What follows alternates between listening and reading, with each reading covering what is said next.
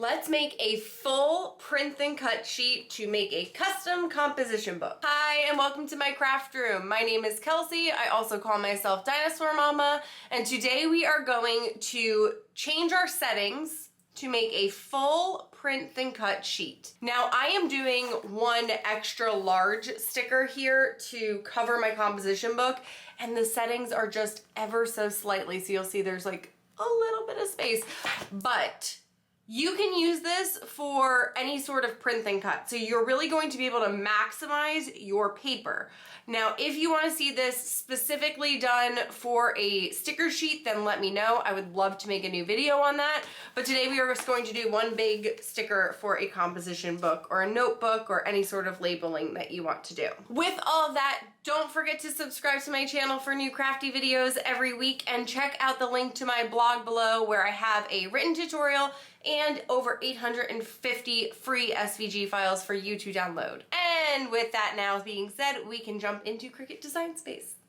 Now my composition book is 7 by 9.7, and so it is a little bit short for this, but it's such a small amount that I still want to roll with it because you can use this print and cut technique for anything. So I want to show you. I'm going to grab a rectangle, just the regular one with the points, and I am going to change this to the size that I need. So I have to unlock it, which is the 7 by the 9.68. It's actually 9.7, but again, the print then cut will only max out at this. And I'm going to change it to a print then cut, and I am going to change it to a pattern. Now you can choose any pattern that you want. So I'm going to, for my pattern, I uploaded this dinosaur pattern. It's so cute. And you can adjust your pattern however you'd like. I'm gonna scale mine down just a little bit. That way it's a little bit smaller, and I love the way that that looks. Now you'll see over here that because I have not adjusted my paper size, that it says it's too large. So the first thing I want to do is change my page size. It'll give you the option to do that, and I'm going to go to tabloid. Now my printer does not print tabloid, but we're going to worry about that later.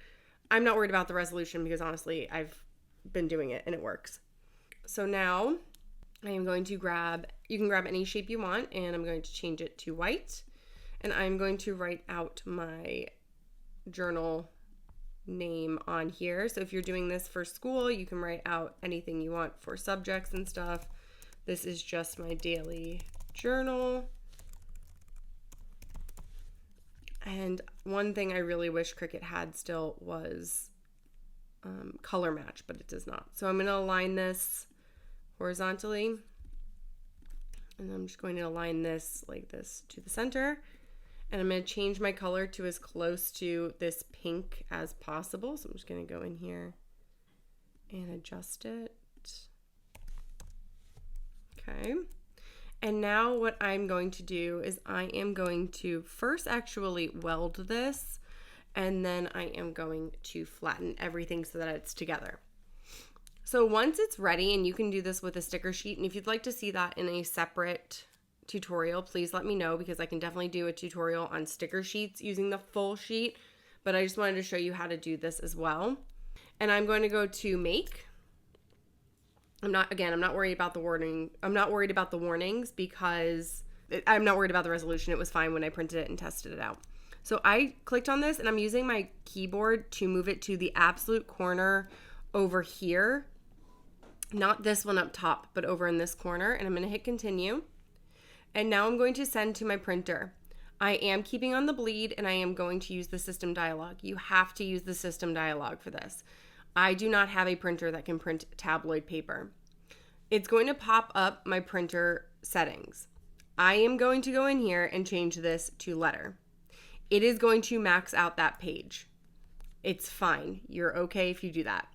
Now from here, I am going to change my printer settings. I am going to use a glossy paper, and I'm going to do the best quality possible. For materials, I'm going to use vinyl. I don't care either way if my sticker sheet cuts through or doesn't, because I'm not making stickers, I'm just making a sheet to put over, so it really doesn't matter to me if it cuts through or not. So That's what I'm going to use, and now we can send it over to our machine. So as you can see, it printed the full page, and of course those settings you should test always with your printer and make sure that it's printing out properly.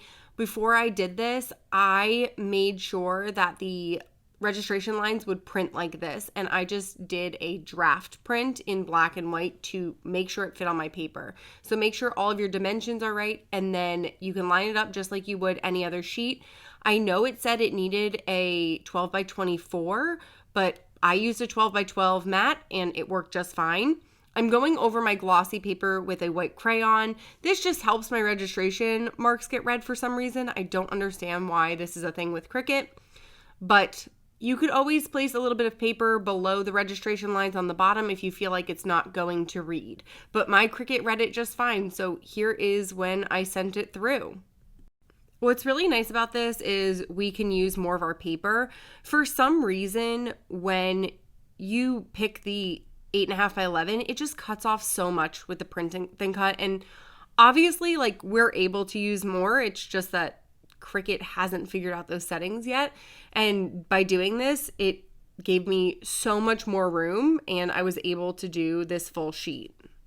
So for the lamination on to the actual composition book, I just peeled a little bit back and then lined it up as best as I could with the side part that the little black line. I want to say the rind, but that's not right. And then I just used a squeegee that had like a little bit of soft felt on the side to then place it onto my composition book. Now, if my composition book was a little bit smaller, this would have been absolutely perfect, and I folded any extra over the edge.